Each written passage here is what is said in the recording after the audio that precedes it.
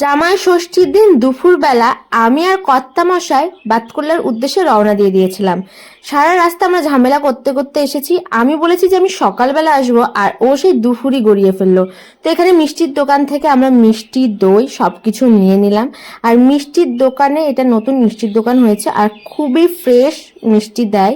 তো মিষ্টির দোকানে আমি দাঁড়িয়ে আছি, আর সঙ্গে দেখা হয়ে গেল রিজু পচার সঙ্গে। তো রিজু পচা এখানে খাবে কোকো কলা, তারপরে দই মিষ্টি নিয়ে এবার বাড়ির উদ্দেশ্যে রওনা দিয়ে দিচ্ছি। আর রিজু পচাও আমাদের সাথে চলে এসছে, আর ও জ্যাম্বুর ব্যাগ ওই টেনে টেনে ঘরে নিয়ে এসছে।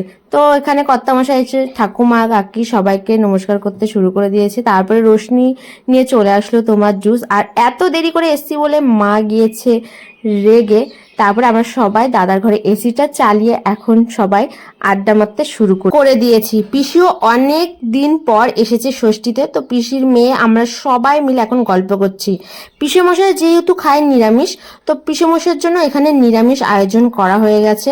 মা কাকি প্রথমে পিসেমশাইকে জামাই ষষ্ঠীর জন্য ধান দুবলোর দেবে, তারপরে হবে মিস্টার মজুমদারের। তো আজকে আমাদের ছিল কাকা বাড়িতে নেমন্তন্ন। আমিও এখানে সেজেগুজে একটু রেডি হয়ে গেছি আর চলে এসেছি এখন কাকা বাড়িতে।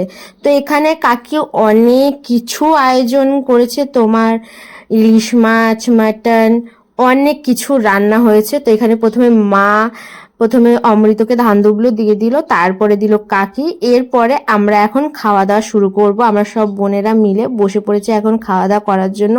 আর এত খাবার অমৃত খেতে পারছে না, তাই এখানে সব শালি সারা সবাইকে এখন খাওয়ানো হচ্ছে।